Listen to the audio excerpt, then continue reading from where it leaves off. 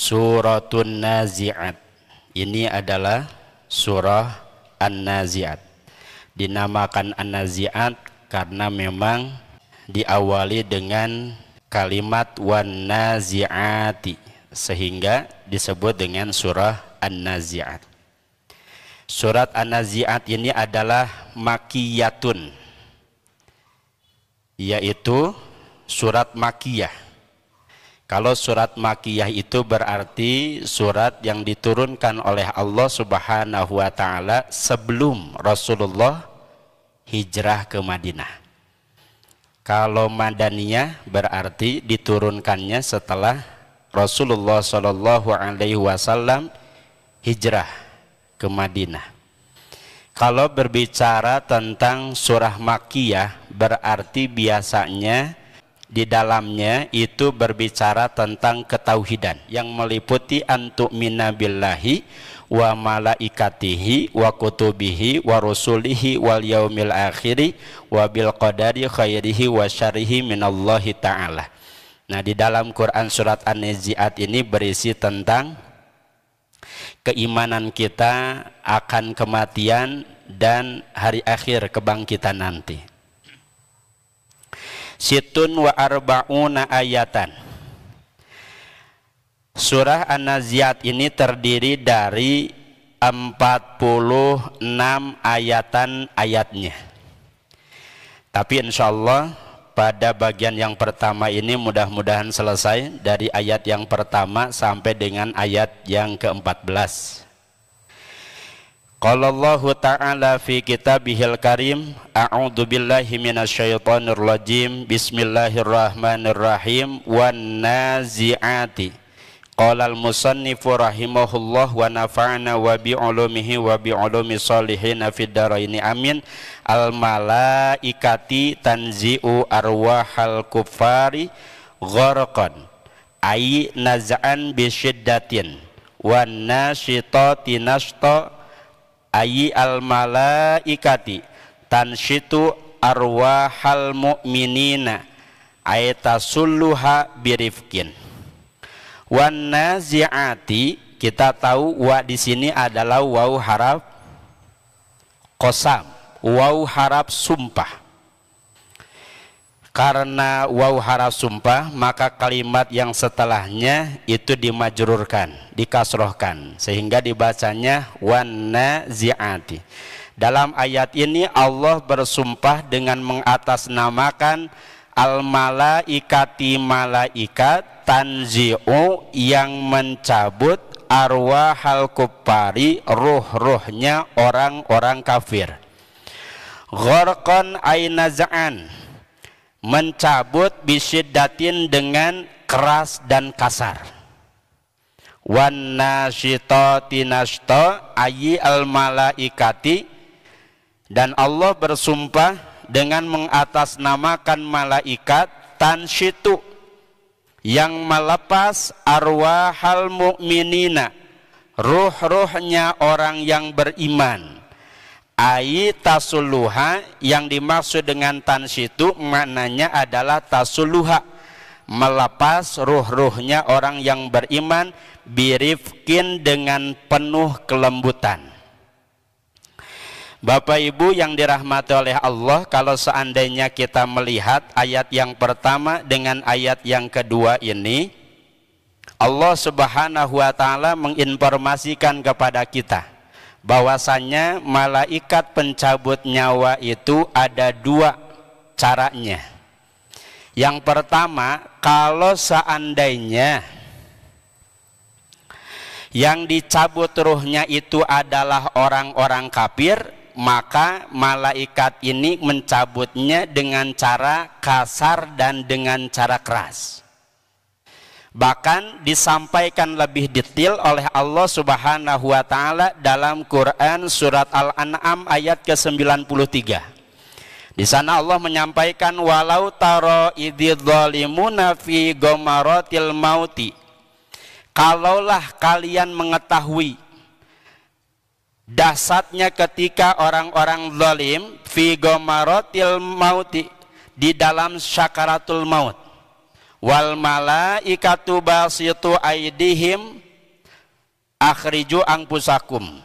Sementara malaikat basitu aidihim, menghamparkan tangannya, dalam artian kata para ulama, para malaikat memukul orang-orang zalim, orang-orang kafir, seraya akhriju anfusakum, berkata kepada mereka, keluarkanlah olehmu ruh-ruh kalian. Jadi tidak ada ramah-ramahnya Bapak Ibu sekalian, tidak ada kelemah lembutan, yang ada malah kekasaran dan kekerasan. Al yauma tujzauna adzabal huni, hari ini adalah di mana hari kalian semuanya dibalas adzabal huni dengan azab yang menghinakan, bima kuntum takuluna 'alallah ghairal haqi, karena sebab kalian mengatakan karena Allah Subhanahu wa taala ghairal haqi, sesuatu yang tidak hak. Jadi berdusta dengan mengatasnamakan Allah Subhanahu wa taala. Nah, ini Allah sampaikan gambaran bagaimana malaikat mencabut orang-orang yang zalim, orang-orang yang kafir. Yang kedua, kalau seandainya yang dicabut ruhnya itu adalah orang-orang yang beriman, maka dalam hadis digambarkan, tsumma yaji'u malakul mauti, kemudian datang malaikat maut, hatta yajlisa inda ra'sihi, duduk di dekat kepalanya orang yang saleh. Fayaqulu, maka berkata malaikat maut, ayyatuhan nafsut thayyibah, wahai jiwa yang baik, ukhruji, keluarlah kamu, ila maghfiratin minallahi waridwanin, menuju kepada ampunan dan keriduan Allah Subhanahu wa taala. Jadi kalau yang sakaratul mautnya orang-orang yang beriman, bukan hanya sekadar diperintahkan untuk keluar, tapi diiming-imingi dengan magfirah dan keriduan Allah Subhanahu wa taala. Kalau di dunia saja Bapak Ibu sekalian, misalkan ada anak kita di dalam rumah, diiming-imingi oleh kita sebagai orang tuanya di luar, ayo keluar, ini sudah disediakan mobil baru, kira-kira ngabrabat keluar tidak Bapak Ibu sekalian? Oh, Masya Allah, saking senangnya langsung keluar tuh, ngelihat apa? Tadi iming-iming hadiah yang sudah disampaikan. Sama dengan penuh kelembutan ketika orang-orang yang beriman dalam sakaratul maut itu disampaikan oleh malaikat maut, ayyatuhan nafsut thayyibah ukhruji ila magfiratin minallahi waridwan, wahai jiwa atau ruh yang tenang, ruh yang baik, keluarlah kamu menuju kepada ampunan dan keriduan Allah Subhanahu wa taala. Fatakhruju, maka keluar roh itu, patasilu kama tasilu al-qatratu min fisiqai, kemudian langsung mengalir sebagaimana mengalirnya satu tetesan dari wadah yang sudah penuh. Bapak Ibu, kalau ini gelas kemudian si airnya tuh penuh, melebar begitu ya, maka dia akan mengalir dengan cepat Bapak Ibu sekalian begitu ya. Seperti itu ketika kemudian ruhnya orang yang beriman dicabut oleh para malaikat. Bahkan disampaikan dalam hadis yang lain dari Abu Hurairah menyebutkan bahwa Nabi Shallallahu Alaihi Wasallam bersabda, sesungguhnya ketika seorang mukmin dalam keadaan sakaratul maut, malaikat datang kepadanya dengan membawa sepotong kain sutra yang berisi minyak kasturi dan tangkai-tangkai bunga yang harum. Jadi Bapak Ibu sekalian, para malaikat itu sudah menyiapkan kain kapan dari sutra. Nanti si ruh itu akan dibungkus dengan kain kapan seperti jasad yang dibungkus juga oleh kain kapan. Percaya atau tidak? Wajib percaya, sekalipun kita belum pernah melihatnya. Benar tuh eta ruh dibungkus ku kain kapan yang terbuat dari sutra. Karena ini disampaikan oleh Nabi, masuk akal tidak masuk akal, percaya tidak percaya, bagi orang-orang yang beriman mah wajib percaya Bapak Ibu sekalian. Kemudian malaikat mencabut nyawanya seperti orang mencabut sehelai rambut dari adonan roti. Jadi kalau ada rambut di adonan roti, kemudian kita ambil, kita cabut, mudah tidak mencabutnya Bapak Ibu? Seperti itu pun malaikat mencabut rohnya orang-orang yang beriman. Maka kemudian dikatakan, ya ayyatuhan nafsul mutmainnah irji'i ila rabbiki radiyatam mardiyah. Wahai jiwa-jiwa yang tenang, kembalilah kepada Tuhanmu dengan ridho dan diridhoi. Ini Masya Allah gambaran kalau seandainya yang meninggalnya orang-orang yang beriman. Arwahal mu'minin, disampaikannya dengan kalimat al-mu'minin. Beda dengan alladzina amanu. Kalau alladzina amanu, orang-orang yang beriman, baik itu imannya sedikit, imannya sedang, atau imannya sudah kuat, disebut alladzina amanu.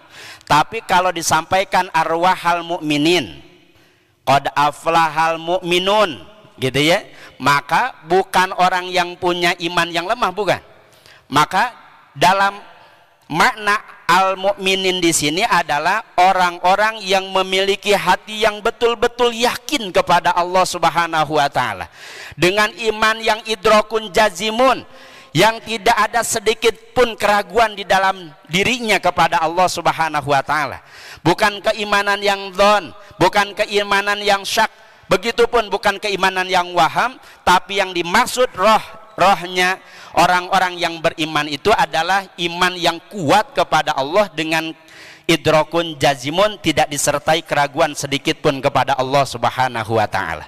Mudah-mudahan Bapak Ibu sekalian, kita dan keluarga kita semuanya termasuk orang-orang yang memiliki hati yang betul-betul yakin kepada Allah, sehingga ketika dicabut nyawanya, insya Allah dalam keadaan dicabut yang penuh dengan kelembutan, insya Allah. Kemudian Bapak Ibu sekalian, Allah melanjutkan ayatnya yang ketiga, wasabihati sabaha. Dalam ayat yang ketiga ini pun Allah bersumpah al malaikati, dengan mengatasnamakan malaikat. Tasbahu, artinya tasbahu di sini adalah turun, minas samai, dari langit, bi amrillahi ta'ala, karena sebab perintah Allah Subhanahu wa taala, ai tanzilu. Jadi yang dimaksud dengan tasbahu menurut Imam Jalaluddin Al-Mahali artinya adalah tanzilu, turun. Jadi para malaikat itu turun dari langit karena diperintahkan oleh Allah Subhanahu wa taala. Malaikat Jibril diperintahkan oleh Allah untuk menyampaikan wahyu, itu semata-mata karena ketaatannya kepada Allah Subhanahu wa taala. Ada juga malaikat maut yang diperintahkan oleh Allah mencabut nyawanya makhluk, itu juga karena ketaatannya kepada Allah Subhanahu wa taala. Termasuk Bapak Ibu sekalian, ada yang namanya malaikat sayahin. Malaikat sayahin itu adalah malaikat yang selalu berkeliling, gitu ya, mencari orang-orang yang hadir di majelis ilmu. Orang-orang yang hadir di majelis zikir, ketika mengetahui bahwa di sana ada majelis zikir, ada majelis ilmu, maka para malaikat itu hadir bersama-sama dengan orang-orang yang sedang mengikuti thalabul ilmi, hadir di majelis ilmi Bapak Ibu sekalian. Sehingga saya meyakini saat ini bukan hanya kita saja yang berada di sini, tapi juga para malaikat hadir Bapak Ibu sekalian. Malaikat siapa namanya? Sayahin. Jadi hadir bersama-sama dengan kita. Bahkan dalam hadis disampaikan Bapak Ibu sekalian, setiap kita hadir di majelis ilmu, maka para malaikat itu membentangkan sayapnya sebagai tanda bahwa para malaikat itu ridho kepada orang-orang yang hadir di majelis ilmi. Ridhonya para malaikat itu dibuktikan dengan dua cara. Yang pertama, bahwa malaikat ridho kepada kita yang hadir di majelis ilmi dengan cara mengaminkan dari setiap doa-doa yang kita panjatkan. Sehingga saya juga meyakini saat ini itu adalah saat di mana doa kita semuanya diijabah oleh Allah Subhanahu wa taala. Kenapa? Karena yang mengaminkan bukan hanya kita saja sebagai manusia, tapi yang mengaminkan juga para malaikat yang hadir pada saat ini dengan kita semuanya, Bapak Ibu sekalian. Kalau para malaikat juga ikut mengaminkan, maka pasti peluang doa kita diijabah itu peluangnya pasti besar. Boleh jadi ada di antara kita yang pada saat ini sedang betul-betul membutuhkan pertolongan Allah Subhanahu wa Ta'ala. Allah zat yang maha tahu apapun yang terlintas dalam hati dan pikiran kita. Wa asyiru qaulakum awijharu bih innahu alimum bidatis sudur. Ada yang mungkin Bapak Ibu sekalian yang sedang dihadapkan dengan berbagai macam masalah. Ada yang dihadapkan dengan berbagai macam masalah, Bapak Ibu sekalian? Ada tidak? Mana orangnya?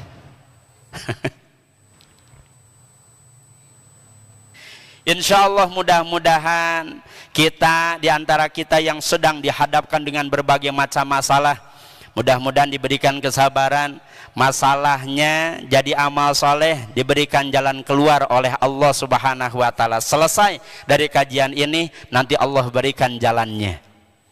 Ada yang mungkin di antara kita atau keluarga kita yang sedang sakit, insya Allah Bapak Ibu sekalian, dengan doa yang kita panjatkan, mudah-mudahan Allah ijabah doa-doa kita semuanya, sehingga Allah Subhanahu wa Ta'ala memberikan kesembuhan kepada kita ataupun di antara keluarga kita yang sedang dalam keadaan sakit. Yang kedua, Bapak Ibu sekalian, malaikat itu ridho kepada kita dengan cara apa? Memintakan ampun dari setiap dosa dan kemaksiatan yang sudah kita lakukan. Wah, Masya Allah, ini kemuliaan yang Allah Subhanahu wa Ta'ala berikan bagi orang-orang yang hadir di majelis ilmu. Percaya tidak percaya, kerasa tidak kerasa, saat ini kita sedang dicabutin dosa-dosanya oleh para malaikat. Ini sudah saya sampaikan dalam beberapa kajian di masjid ini, Bapak Ibu sekalian. Barangkali ada yang masih ingat, melalui anggota tubuh mana para malaikat nyabutin dosa-dosa kita. Lewat mana kira-kira, Pak? Dalam kitab Tazkirah Qurtubi, di sana disampaikan yunza'u fi unukihim. Jadi para malaikat itu nyabutin dosa-dosa kita saat ini itu melalui punuknya, melalui tengkuk-tengkuknya kita, Bapak Ibu sekalian. Tengkuk itu mana? Ini leher belakang ya. Kerasa tidak? Suka berat gitu ya kalau hadir di majelis ilmu teh, bener nggak? Karena apa itu? Kolesterol. Makanya jangan heran Bapak Ibu sekalian ya, kalau yang sedang hadir di majelis ilmu kita sering lihat dari awal sampai akhir nunduk terus gitu ya. Sedang apa itu? Ngantuk. Nah, malaikat-malaikat yang hadir bersama orang-orang yang hadir di majelis ilmu itu adalah malaikat sayahin. Malaikat semuanya diperintahkan oleh Allah Subhanahu wa Ta'ala atas dasar ketaatannya kepada Allah Subhanahu wa Ta'ala. Tidak ada satupun di antara malaikat yang membangkang atau barangkali yang melakukan satu makar begitu ya, tidak memenuhi perintah Allah Subhanahu wa Ta'ala. Tidak ada, Bapak Ibu sekalian. Nah, ini mana dalilnya? Allah sampaikan dalam Quran surat At-Tahrim ayat ke-6. La ya'sunallaha ma amarahum. La ya'sunallaha. Para malaikat itu tidak bermaksiat kepada Allah ma amarahum, apa-apa yang diperintahkan oleh Allah kepada para malaikat. Wa yaf'aluna ma yu'marun, dan para malaikat itu selalu melakukan apapun yang diperintahkan oleh Allah Subhanahu wa Ta'ala. Jadi kalau misalkan para malaikat itu ditugaskan oleh Allah Subhanahu wa Ta'ala untuk mencabut nyawa, tugasnya nyabutin nyawa aja, Bapak Ibu sekalian. Itu nggak akan berpindah sesuai dengan tugas yang diberikan oleh Allah Subhanahu wa Ta'ala. Misalkan ya ima tos capek teuing gitu ya nyambutan makhluk, giliran sama malaikat Jibril ngebagiin wahyu, enggak, Bapak Ibu sekalian. Kalau sudah diperintahkan oleh Allah mencabut nyawa, maka dari awal sampai akhir itu malaikat maut terus saja mencabut nyawa. Kalau seandainya Allah memerintahkan untuk bertasbih, hanya bertasbih saja, Bapak Ibu sekalian, terus ya tasbih begitu. Kalau misalkan diperintahkan untuk meniup trompet, Itu hanya sekedar tugasnya meniup trompet saja Bapak Ibu sekalian, sangkakala begitu ya. Makanya dulu pernah kita diajarin waktu kecil tentang malaikat yang wajib untuk diketahui. Ada berapa? 20? 10, 20. 10. Wajib naka unggal jalma terang kahiji-hijina. Nggak tahu ngerti Sunda atau enggak Pak? Hiji malaikat Jibril nu tukang nurunkeun wahyu, dua malaikat Mikail nu tukang nurunkeun hujan, tilu malaikat Israfil nu tukang niup song-songna. Sampai akhir lah Bapak Ibu sekalian. Nah itu menyampaikan kepada kita bahwa ada 10 malaikat yang wajib untuk kita ketahui. Semua tugas yang dilakukan oleh malaikat Bapak Ibu sekalian itu semuanya karena ketaatannya kepada Allah Subhanahu wa ta'ala. Kemudian ayat keempat Allah lanjutkan, fasabiqati sabqa al malaikati tasbiqu bi arwahil mu'minin ilal jannah. Ayat yang keempat ini Allah Subhanahu wa ta'ala bersumpah juga dengan mengatasnamakan malaikat, tasbiku yang berlomba-lomba bi arwahil mu'minin, dengan membawa ruh-ruhnya orang yang beriman ilal jannati, ke surga. Fal mudabbirati amro al malaikati tudabbiru amro dunya. Yang kelima Allah juga bersumpah dengan mengatasnamakan malaikat tudabbiru, yang mengatur amro dunia, terhadap urusan dunia. Ayatan zilu bitadbirihi maksudnya adalah turun dengan membawa pengaturan urusan dunia. Bapak Ibu sekalian, kalau seandainya ada kalimat sumpah, pasti ada isi sumpahnya tersebut. Kalau misalkan ada seseorang bersumpah, demi Allah saya tidak berbohong, mana isi sumpahnya? Saya tidak berbohong. Kalimat isi sumpah di sini, kalau harusnya kalau misalkan memang ada sumpah, harusnya ada isi sumpah. Tapi justru dalam ayat surat An-Nazi'at ini isi sumpahnya sebagian ulama ikhtilaf. Sebagian menurut ulama diantaranya adalah Imam Jalaluddin Al-Mahali, mahdhufin. Jadi jawab sumpahnya, isi sumpahnya ini dihilangkan. Kalau mau ditakdirkan sebetulnya menjadi latu ba'asunna ya kuffaro makata, sungguh kalian semua akan dibangkitkan ya kuffaro makata, wahai orang-orang kafir kota Mekah. Tapi mahdhufin, dihilangkan, tidak ditakdirkan. Kenapa? Karena kata para ulama ini sudah maklum dipahami dengan kalimat yauma tarjufur rojifah, katanya begitu.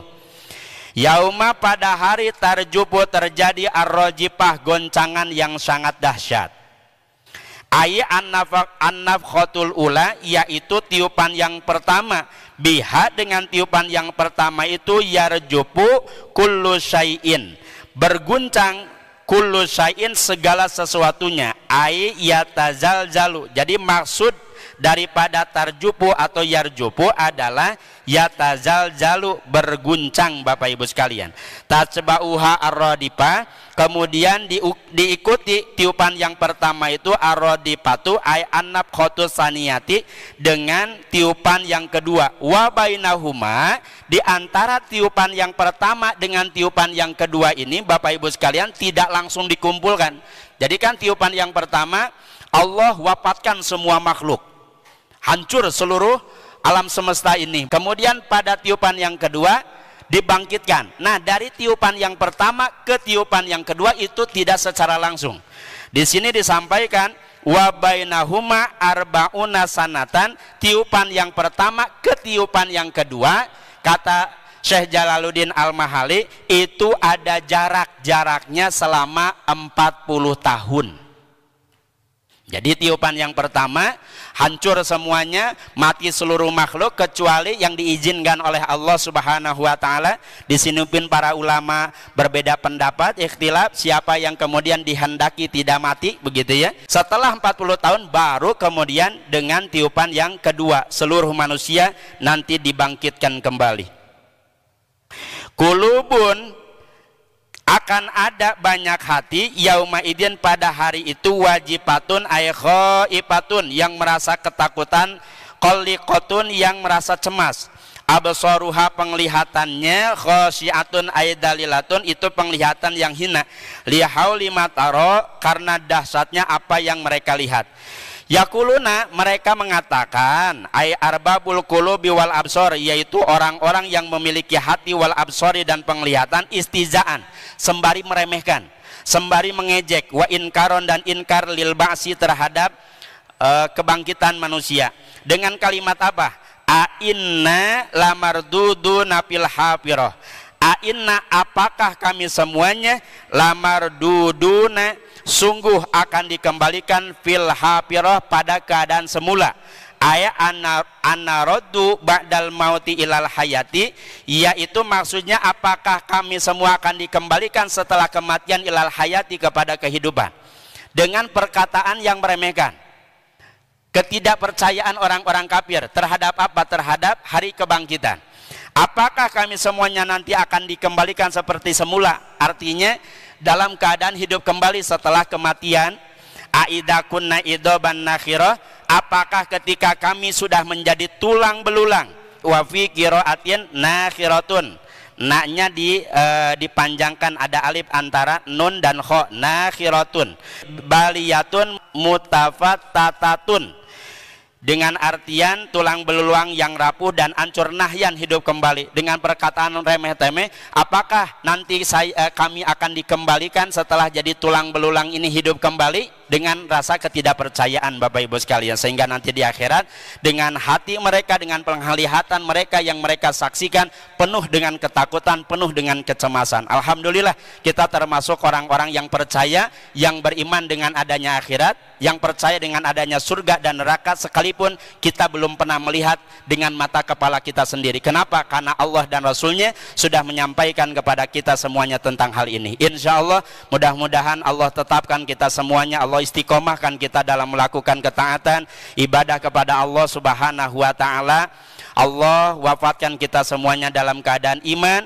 Yamutul mar'u ala masya'alaihi, seseorang itu diwafatkan oleh Allah Subhanahu wa taala di atas kebiasaan yang ia lakukan. Kalau yang biasa kita lakukan adalah ketaatan ibadah kepada Allah, insya Allah Allah wafatkan kita semuanya dalam keadaan husnul khotimah.